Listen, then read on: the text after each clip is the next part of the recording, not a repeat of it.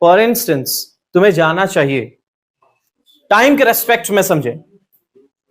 If you critically examine this particular question sentence with time graph, so what does this term refer to? Future, present or past? तुम्हें वहां जाना चाहिए. It refers present and onwards condition, right? So तुम्हें वहां जाना चाहिए. You should go. तुम्हें वहां जाना चाहिए था. Past का situation. You should have gone there. Is it clear?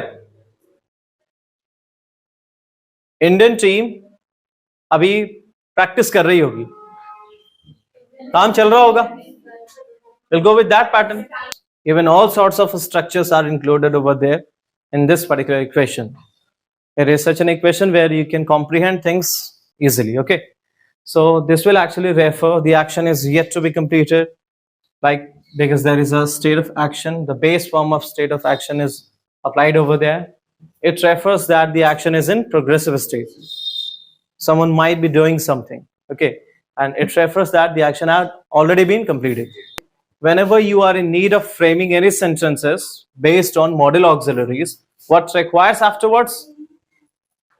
Possibly there are 5 major structures with modal auxiliaries, whether it is of state of being, state of possession, action, or whatever the state of action is there. Either the action is yet to be completed, the action have already been completed, or the action is in progressive state. So we have basically 3 senses, like state of being, state of possession, and state of action. In total we have 13 modal auxiliaries, and whatever the modal auxiliaries is going to be applied in any of the sentences, what requires is the base form of verb, and these are the base form of verbs. If there is a sense of state of being, just go with be form. If there is a sense of state of possession, go with the base form of have. That's it. And whenever there is a requirement of action, so immediately after that you can simply place the base form of action verb. That's it. More importantly, in total we have 5 action verbs. Even superficially I have touched yesterday as well. Like in total we have 5 action forms: V1, V2, V3, V4 and V5. But possibly we can use only 3 action forms, like V1, V3 and V4. Why can't we use V2 and V5? Because these have limited usages. These can be used only in affirmative structure of present simple and past simple. That is V5 or V1. It's very obvious. Okay. So in total we have 3 action forms which can be applied at the time of framing sentences based on modal auxiliaries.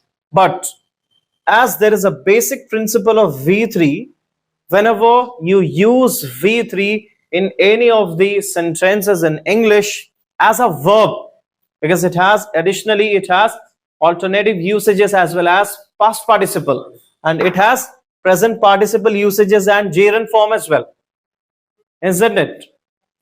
Isn't it? So what needs to be applied there is, prior to use V3 there must be have, and prior to go with V4 there must be the term be should be placed over there.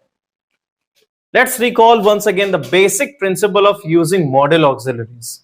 So what it requires is either be form, have form or V1. Even if you are going to use V3, you have to go with have and you have to go with be. So we cannot directly add V3 or V4 after any modal verb. These come prior to have and be. So this is what the principle is: be, have or V1. Is that clear? Yesterday I explicitly explained each and everything in terms of transforming from active voice towards passive voice. So is it possible to frame passive voice of this particular sentence? Certainly not. Why so? Because it has a sense of state of being, not action. We can only transform a passive form from active to passive only when there is a state of action sense. So in total we have 3 sentences that represent state of action. this one, and this one. It's not possible to frame passive voice of these sentences. And even in this case, additionally, there is also another condition whenever there is be, been, or being in active form present. It can also not be expressed in passive form.